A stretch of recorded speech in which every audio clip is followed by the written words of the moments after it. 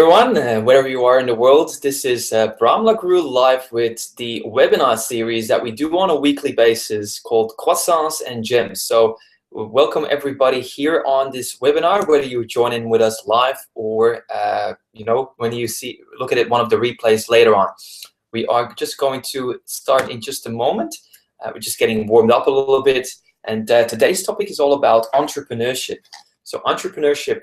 Last week we spoke about how certain things, 7 things really are important when you are considering entering into a new venture or starting up a new business. And this week we are actually going to top it up and look at the next level up, which means how can you leverage your business? How can you build a business that is made to last and is very enjoyable, but definitely also profitable. So this is going to be today's session. As usual, what we will be doing is take you through a bit of content first, a couple of ideas, things that could be helpful to you. And then later on, we will then also come back to some of the questions that people may have, and then wrap it up pretty much within 20 minutes. So this is going to be short, sharp, and shiny. And once again, this is Bram Lagrou live on the webinar. Look, we're all good. Just want to also, again, encourage everybody who is on this very call to ensure that your delivering of internet is fluent, that any competing type of software uploads or downloads are, shut down, because it typically takes some bandwidth and, it reduces the quality of both sound as well as vision. So we want to make sure that it carries through well and that you can really enjoy this experience here with us. Now, we are going to start straight away now. Perhaps the first things first. When we speak about entrepreneurship, in my last, 15 odd years, I think I've had now 6 different type of businesses that I personally started up. So I didn't buy any business. I started it from scratch. Some of them were successful, others were not that successful. And it's, again, by trial and error that I've figured out these things. So it's good to share it with you. And again, looking back on the type of business that you want to build, if you were to ask me, Bram, what is your #1 thing that you've picked up that was a lesson that we pretty much would want to avoid? So how can we plan for it up front? Plan for it well so that we get the best return, that we do really well in the process, and that we minimize all the expenses, the learning curve. The learning takes time. How can we reduce that, compact it, and instantly have more quicker wins on the board? How can we fast track our success? Well, this is the first thing I would say. If you are getting into a business where you are selling your time, then you probably want to reconsider that. Selling time is probably the most stupid thing that I've ever got into, because until you have made it big and you are a celebrity, people won't value your time as much as you value yours. And so in a way, and the other thing is, your time is only, it's got a ceiling. There is only X amount of hours in a day, and only X amount of those that you can invest in your type of business, in your work. And so if we got 24 hours and we've got a family and we've got our personal interests like sports and healthy eating and cooking and going out with friends and the likes, and then we want to run a business as well, well, you know what? Even if you work a lot, the 12 hours, again, that is your ceiling. Maybe 14, stretching it already, but then that is your ceiling. So if you've got billable hours, time that you can sell to clients, in which you will do something of value to them, there is only that much you can do. And if you do 14 hours every day, 5 days or even 6 days a week, all year through, guess what? You are going to be burned out before you know it. And so that's not a valuable option. That is too much of a risk. And again, looking at business, you need to take out risk and make sure that you got a more sustainable business model that we can work with. Sometimes there is these sort of messages coming through which distracted me, so bear with me for a moment. The other thing here, so the learning lesson really is selling time is not really an option. The second thing you can do is when you start growing your business, a lot of people who would sell time, especially in service-based businesses, they would sell their expertise, their ideas, their concepts, their designs, and the likes. So whether you're an architect, an engineer, a lawyer, an accountant, that's pretty much what you do, a consultant, a business advisor. You are typically selling your time. But then you got your critical ceiling reached, and then what you do is you pretty much say, oh, well, I've got all these other clients that want to be helped out. I would love to help them out, so why don't I now hire somebody?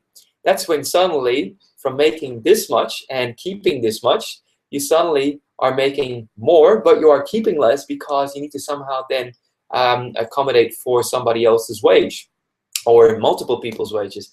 So again, what you're seeing is your business is not necessarily geared towards huge success, and it's still selling the idea of time. So if you then run a team of consultants, a team of advisors, a team of accountants, or whatever other experts and practitioners in the field, selling time really is probably the dumbest thing that I've ever got into.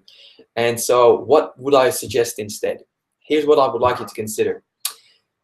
Another thing I learned is you can buy things, you can buy products or solutions that somebody else made and you resell it, okay? Suddenly here, you're not selling time, you're now selling a product, and you make your margin on the product. And that can be good, because if you can sell a lot of volume, a lot of products at the same time, just by winning bigger clients or finding ways to automate the process and so on, the more volume you move, the more money you make. And again, then suddenly you are stretching yourself. You're stretching above the ceiling of time. You are going beyond time. So having a product to sell is a great thing to have. Then again, sometimes that will also have a ceiling, because we can only find as many clients and convince them, and some of those clients only take off X amount of volume. So to put that all together, that again will be a certain amount. So the question then is, how do you grow again beyond that? So we're now already in the second. We're now going to the third one. This is where I'd like you to consider you making your own product.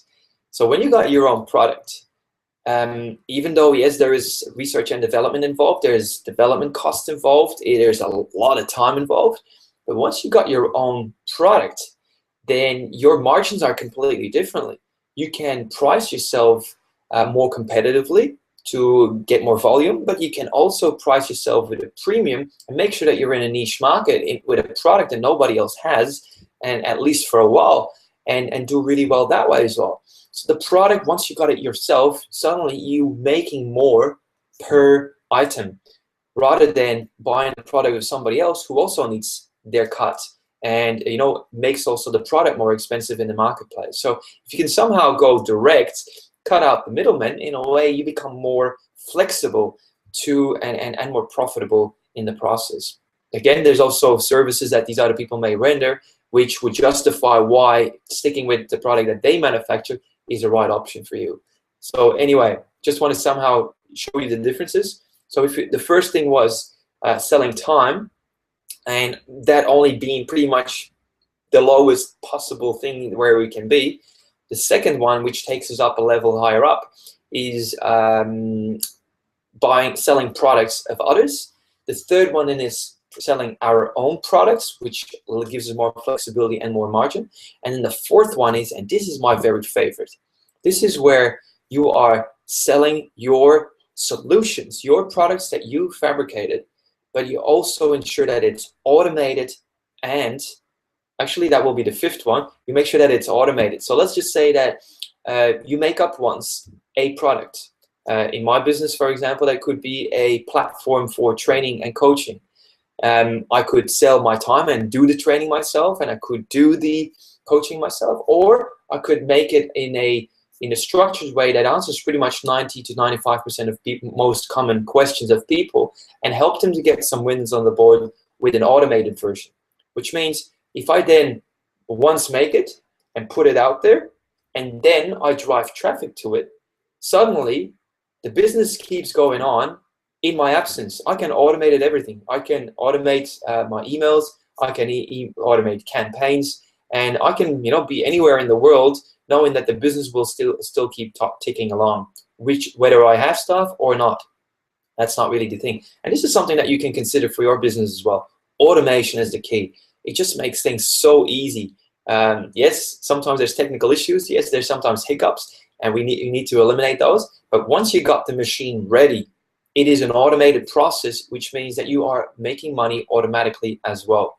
So it's a great way, this fourth principle, where you have a product of your own and you automate it in terms of delivery, which means your time is not as necessarily anymore, and neither is the time of others, nor do you need to pay anybody else for the products that you are placing, because again, it's your own and it's your IP. And I call it the Elvis Presley principle. In a way, you make a record once, you bring it to the crowd cheers you up for it, they love it, and they keep taking it even when you have already passed on, and all the income goes to your family. Elvis Presley, even though he's not working this planet anymore, he still is making money. And this is what you need to do as well in your business, and make sure that your business is geared towards it. So whether that you are working or not, whether you are still here or you already have passed away, your business still needs to produce, and that needs to be your legacy. So this is the fourth principle. Now there's a fifth one as well, and this is the one that I'm in a way borrowing from my friends in financial planning and insurance. We work with a lot of people in that field as well, banking for the same. And these guys have got this great insight to have trail income. By the way, IT, managed services, is one of those other fields where that works as well. But what it is really is you're providing an automated service. Sometimes that you can even outsource to low-cost countries, but you're charging the premiums here, and you automate it, so it means you don't necessarily do it anymore.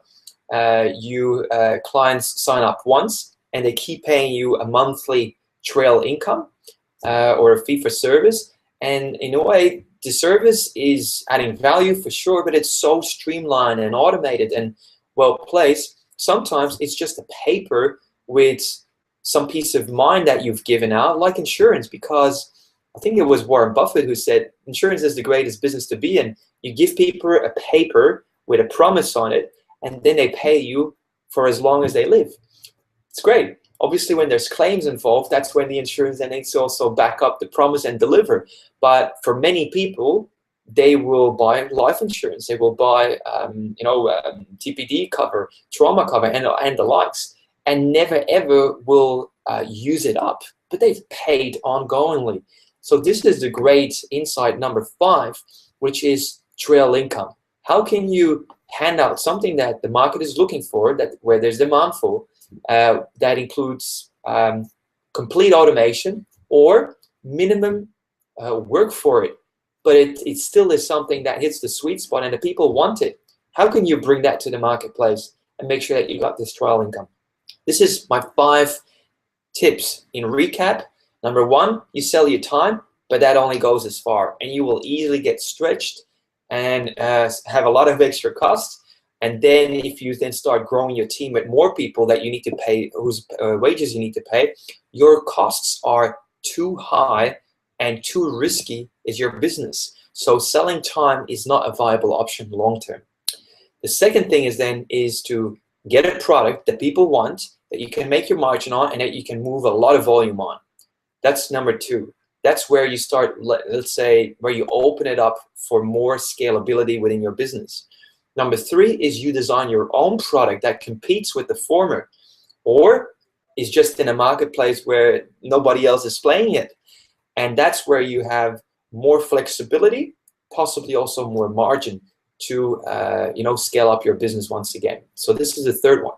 Number 4 is where you start automating that own product of yours in terms of delivery, which makes it more streamlined, which helps you to cut costs, make you more money, save, and the lives, and again, make you more flexible and agile. Very important in today's world to be agile and flexible. The next one, 5, again in recap, is ensuring that you have also the trail income bolted onto your business, and that's when I think the best businesses come. When you look at a Google of this world, we don't need to say, but these guys are just flying, and they have got more money to spend that they can handle. And that's the sort of luxury and situation that you want to find yourself in one day as well. So think about trail income, ongoing revenue. It's just exponential growth, and it's not limited to your time, to your ideas, to your expertise, to your manpower, to your capacity. It's all a matter of technology that you've bolted in, or a great idea like financial planning, like insurances, and the likes. Anyway, this was myself here on this webinar. We're 15 minutes into it. Let's just see if we have got any questions here in the chat window. Just going to have a look. That looks all good. Well, I must have been super clear. Anyway, you guys have this video later on as well. It is big again on YouTube as part of the other series, and I look forward to seeing you also again in next episode, where we will tackle another more personal topic as well, to amplify your life and have a great lifestyle. So this was Bram. Thank you again for joining in, and I wish you a fantastic day.